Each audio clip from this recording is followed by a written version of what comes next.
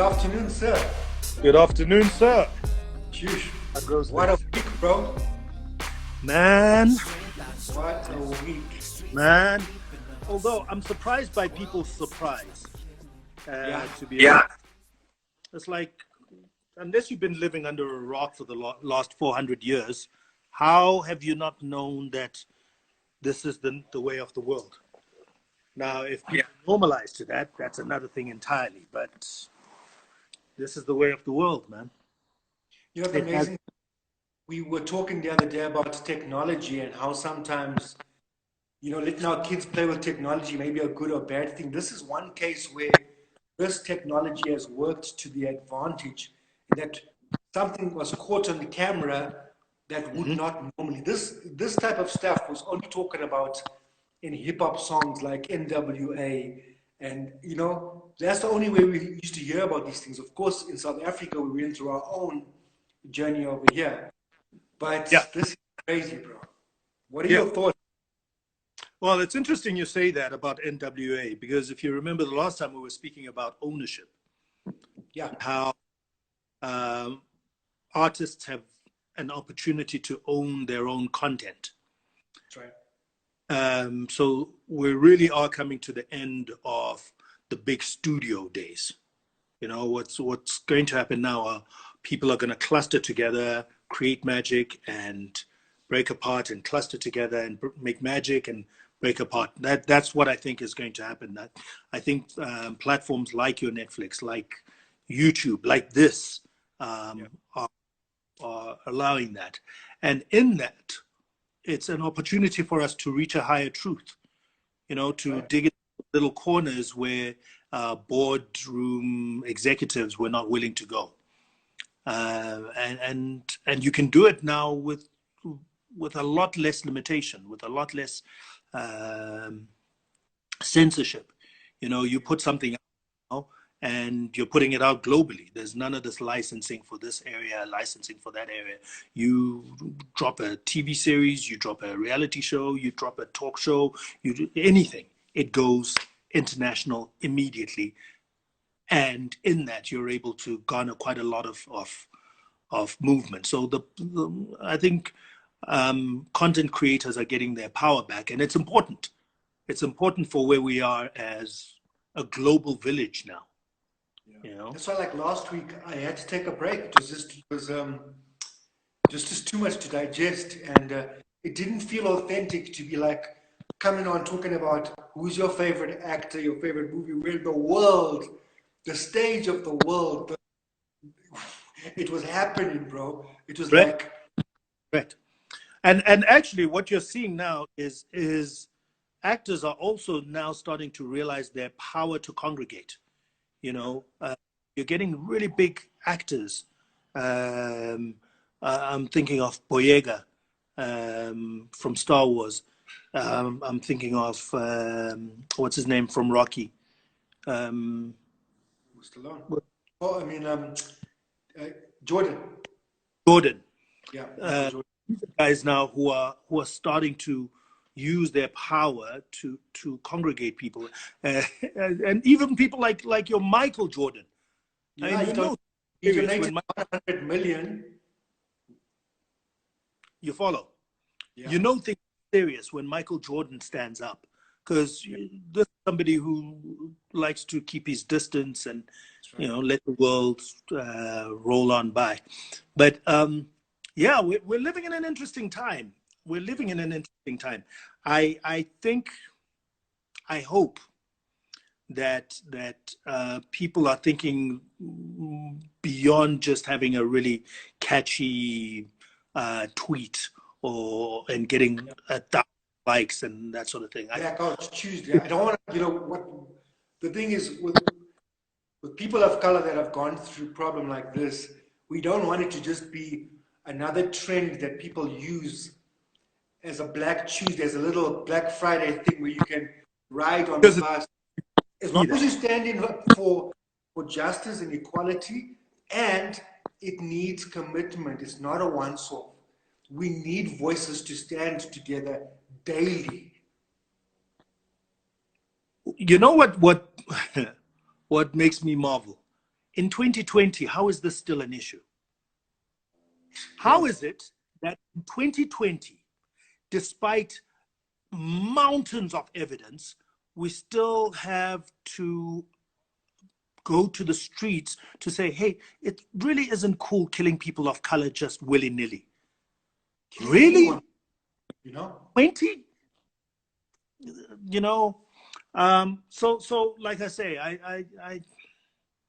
I really hope that media, and I'm trying to keep it within just media.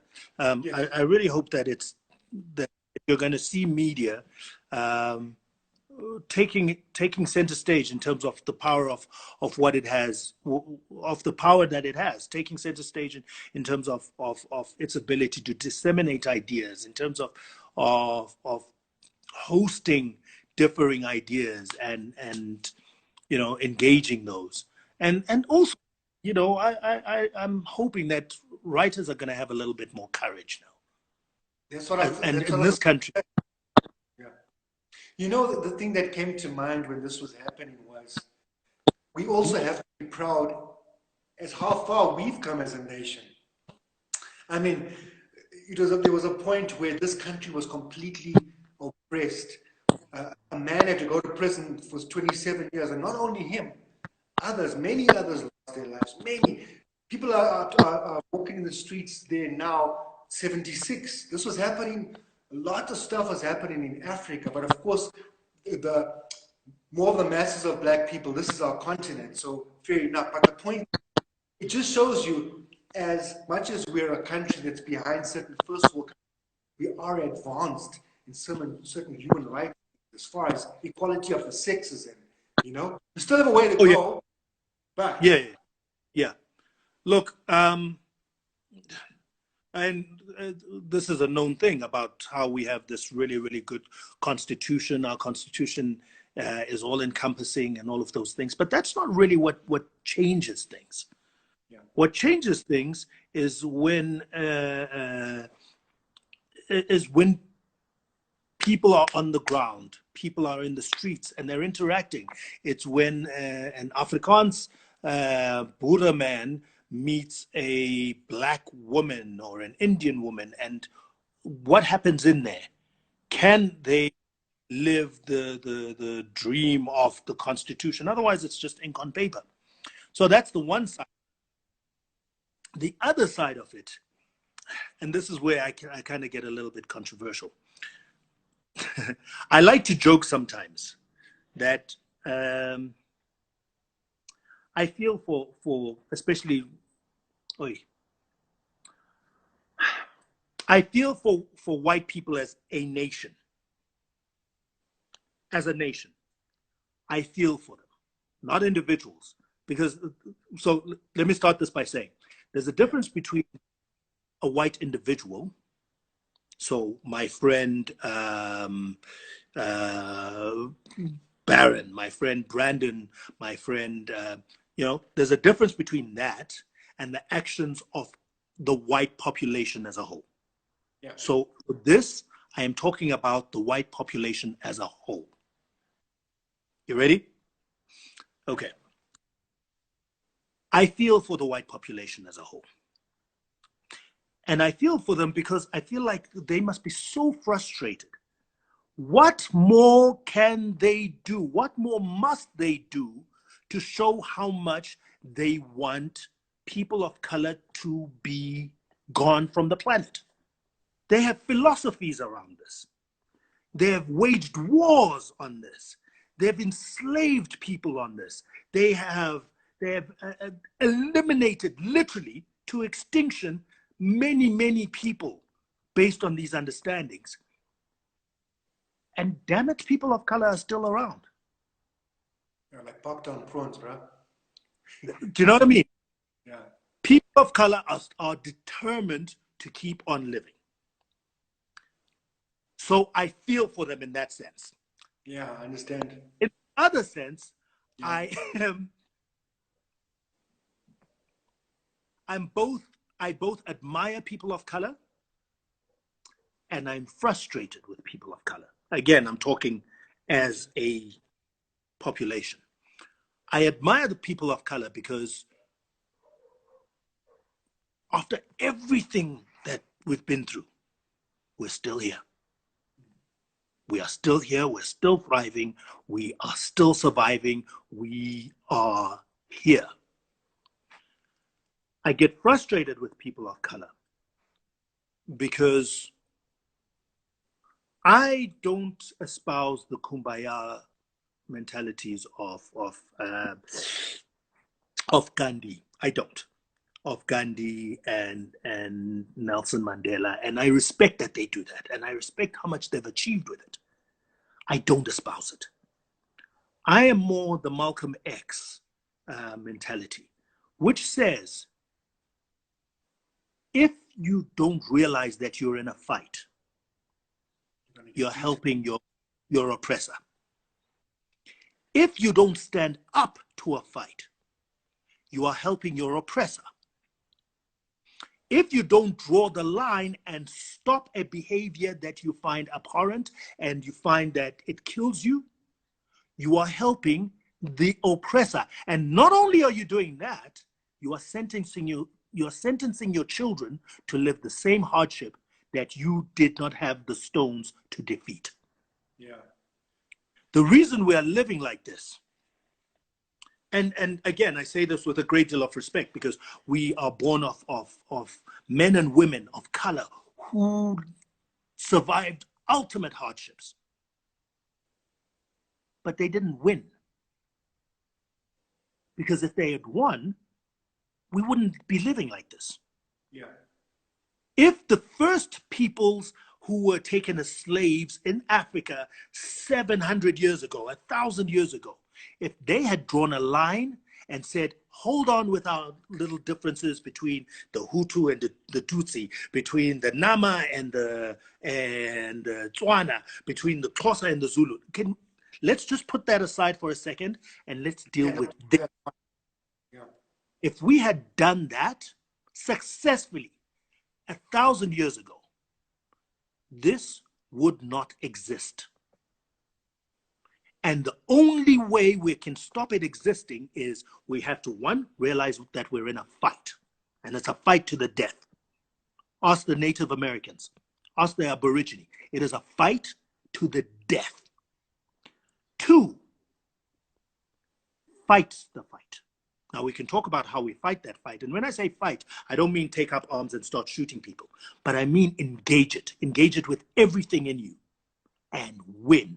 Because if you don't win, your children will bear the brunt of every fight you don't win and every fight that you lose. So here's the questions that I have now. There was conversations happening last week with LL Cool J and stuff, and he mentioned he wondered what conversations would be happening in interracial homes. Now, as someone that is interracial, so I was born by people of different colors that saw the God in each other. So you got to feel for some of the white people or whatever that, for example, fell in love with a black person, or vice versa, a black person fell in love with a white person and just saw them as equal. Like, hey, I love you, I see the God in you. But that's an evolved being. And that's what I want, before you say anything, let me just tell you, as much as the shit's happening all over the world, it's about enlightened people and unenlightened people. Whether Agreed. you're black, white, brown, that's why all us black people or whatever have not stood together, because everyone's got different value systems and value change. There's a lot of white people that there's some good, there's some bad, you can't generalize, but at the end of the day, you are right, you got to draw the line. But now, you got these kids in between, because you got one as well, where their mommy and their daddy are mixed, but their mommy and daddy love and look at each other as equals. And these kids look at everyone like we all equal. Why are people fighting? Why are people treating each other less than? So at the end of the day, it's about whatever we do, we've got to use it as a tool to open up eyes to see the truth. But you can't force someone to see the truth, bro. No, you've got to coerce them. But the thing, you've said two things there. The one is you spoke about race and how they are black people, white people, and everything in between, right? That doesn't matter. So whilst Nazism primarily was anti-Jew, was anti-people of color, Yeah. it wasn't just the Jewish and the people of color who stood up to him. It was everyone who understood how dangerous that philosophy is. Yes. And they didn't meet it with just trying to coerce. They met it with naked aggression. So what you just pause right there. What you're Mhm. saying makes clarity. It is time for the whole world, black, red, brown, green, to stand Correct. for Black Lives Matter. Correct. Right now, like we Correct. stood up for feminism, like we stood up for this, for that. It's time for this particular subject to be dealt with. Correct. Correct. So just because you are white does not make you a racist. But and not only that, it gives you an opportunity to stand with people who are anti-racism. Just because you are German does not make you a Nazi. Exactly. And German, you can stand up to Nazism. It's the same thing. You got a voice. The color of your skin has no bearing on your position in race, in the dynamic, in the equation of racism. What matters are your actions. And we've seen it. We've seen New Zealand has been standing up and having all sorts of rallies to say, no, black lives do matter. Black lives matter. And they're not black. And so I'm saying, again, it's the same thing. It's a usual trap that people are pushed into, where you say racism is a black problem. No, that's a world problem, bro. Woman problem. Nazism is a Jew problem. No. These are humanity problems. And as soon as the world is able, and I guess this is where things like your protests matter, is because you're trying to say, please recognize my plight as a human problem and not just a race problem. Yes. Now, in that equation, you must always have Nazis. That'll always happen. In that equation, you must always have racists. That will always happen. And interestingly, being a racist is not necessarily predisposed by the color of your skin. You can be pitch black and racist. Yeah. Just as you can be lily white and anti-racist.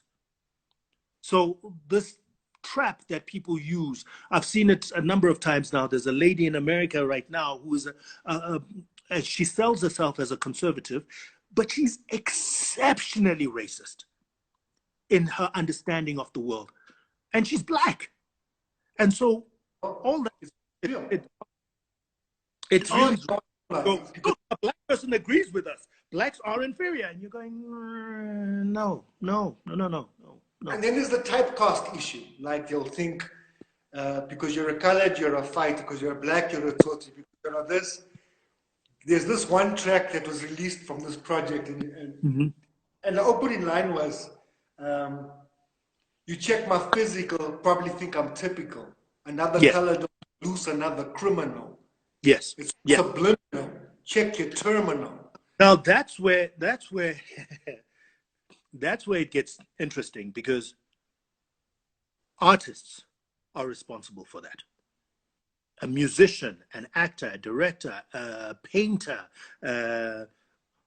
these are the people who are responsible, for breaking those stereotypes. Exactly.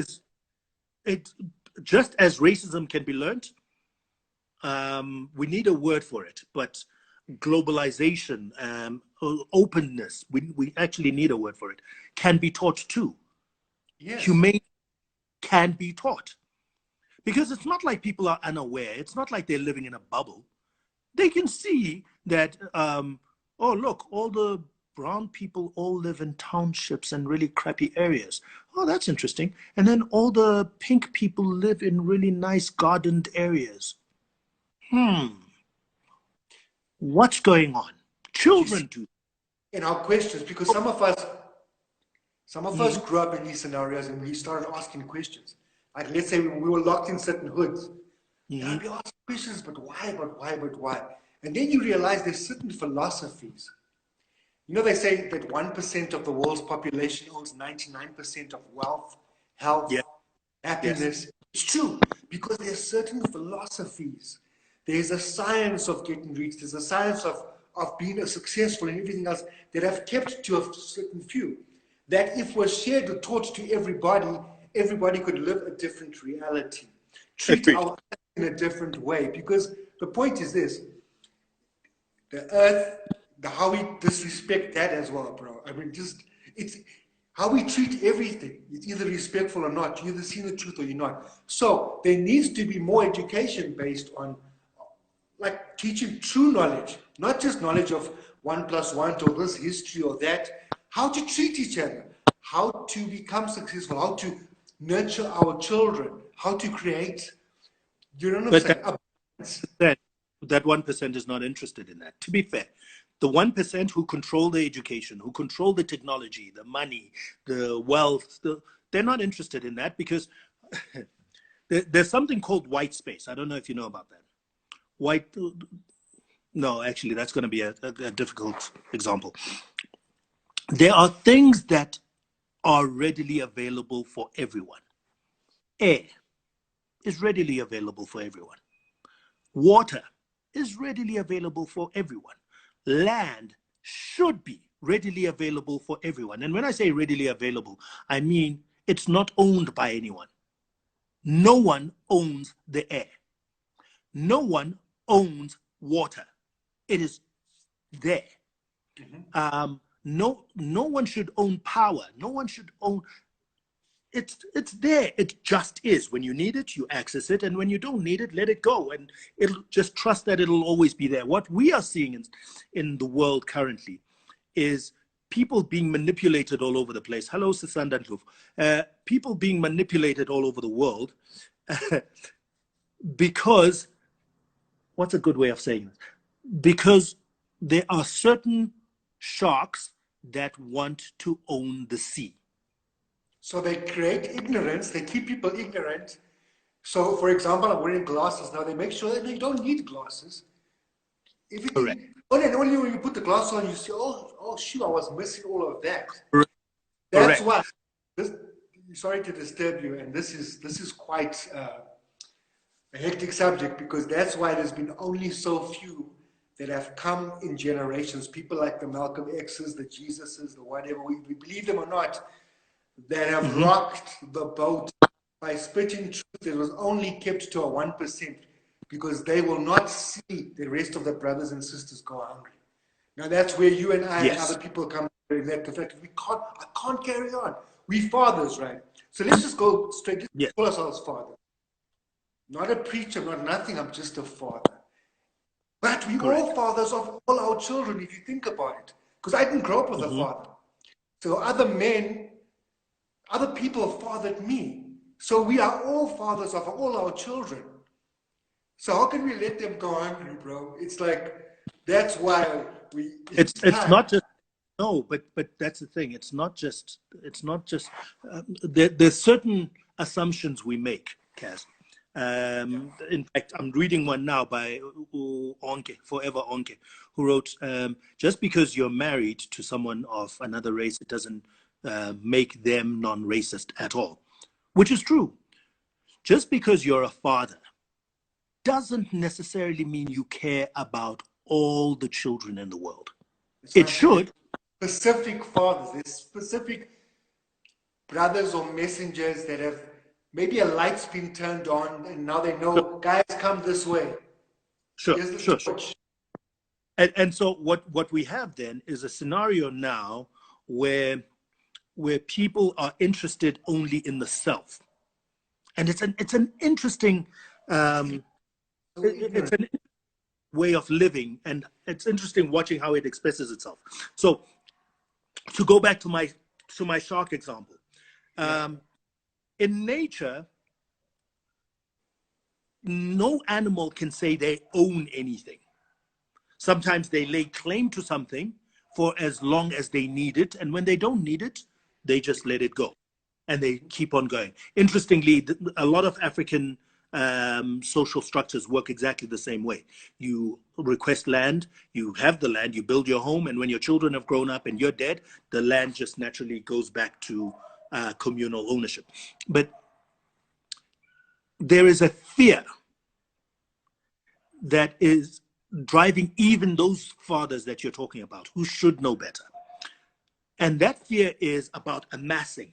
Give me mine, mine, mine, mine, mine, mine, mine, mine, mine, mine. And it's so bad that not only will they kill people who have things that they want, but they will kill people who can show the world how to not follow this principle of mine, mine, mine, mine. An easy example is electricity, okay? Power. There is a way of creating power where we don't use it up. So I'm reading a lot about Tesla. So many things, bro. Yeah, I'm using power as one example. So you have Tesla versus Edison. Yeah. Edison's power is like water in a tube. So if one person sucks some of that water, there's less in there, and another and another and another, right? Because it goes in a tube, and so it gets finished, and that way he makes money out of anyone who wants to come and drink out of this water that's in the pipe, right? Tesla, on the other hand, said, if you treat power like you treat sound, when I'm speaking, I don't have to speak louder just because there are 10 more people in the room. Do you understand? So the volume I'm using now works for you, but it also works if there were 10 more people in the room or 20 more people in the room. Yeah. I don't have to put out any more volume than I am using right now. Do you understand? Now, power, you do exactly the same thing. There is a technology where you can just put out electricity and whoever needs it just taps into it, except you can't monetize that. Yeah, that's what Tesla wanted to do. Wanted to give it away for free. The guys were like, are you crazy? Precisely. And that's where you have the big differences. The mine, which is based on fear, and the live and let live principle, which is based on absolute trust that nature has me. Don't worry. Correct. So there's it's the difference between one that says, oh no, winter's coming, I must plant, and takes up all the fruit, even fruit that you don't need. Like the toilet paper at the beginning of COVID. Beginning of it. And the other that goes, well, this is all I need for now.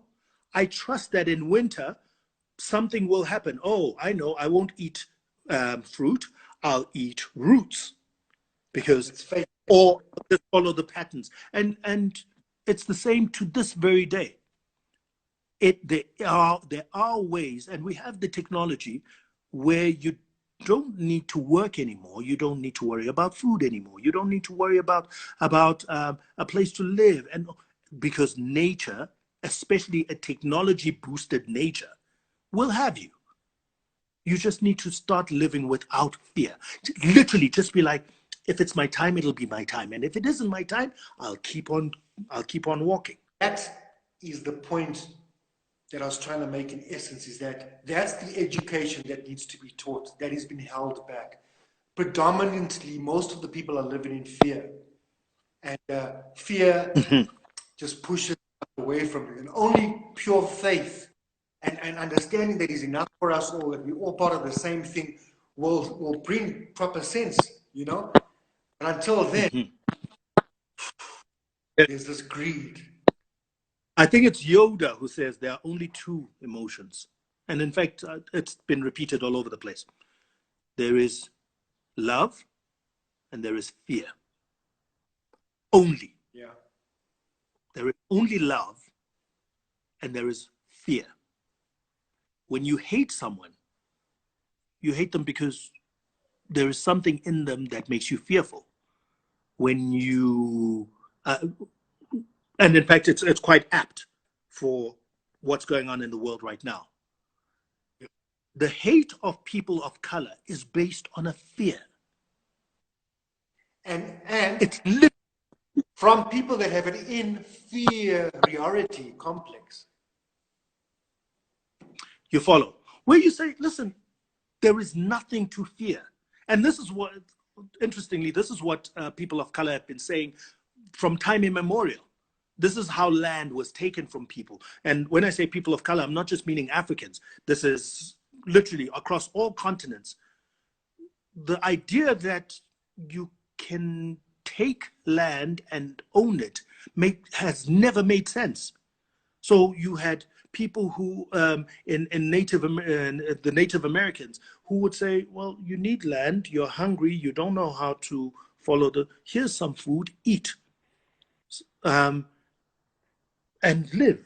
Because I assume that you have exactly the same principle for me. I lean on you, you lean on me, we're good. And we can do that forever. And when you do that, the planet agrees with it. And so nature starts to align and conspire with you to make things like that happen. But the reverse is all. That if you work from fear, then everything else starts to die around you. Literally, everything dies around you. So we build these concrete houses with beautiful windows and everything, and we start to control nature. No, grass you can grow here, not here. You can have a tree here, but not here. You can, and so nature is now literally in prison in these vases and places like that. That's not nature. And when we do that, what happens? Things start to die around us. 200 years later, we realize, oh, we've been killing the ozone layer. Oh, we've been poisoning the water. Oh, because we've adopted a life of fear. Yeah.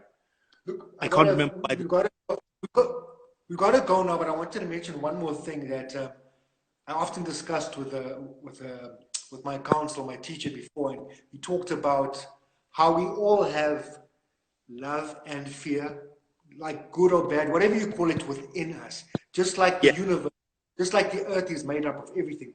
The difference is we are empowered because we have the free will to choose what we choose, to choose love or fear, knowing that we have the capability, so we're not ignorant. This is where you get your power. Listen, I'm only love, I'm only positive. We have everything within us. We have the potential of anything. Whatever we focus on, whatever we think upon, speak upon, becomes manifest. Correct. I think it's important. In fact, it's interesting you say that. It's interesting you say that because I think really the differentiator between us and other animals is not so much choice. A lion chooses to kill the young of another lion, or sometimes it chooses to adopt him. A lion can choose to align with other lions, or it can choose to declare war. You see this in many primates. You see it in nature. Nature is daily basis, make the same kind of choices you and I make.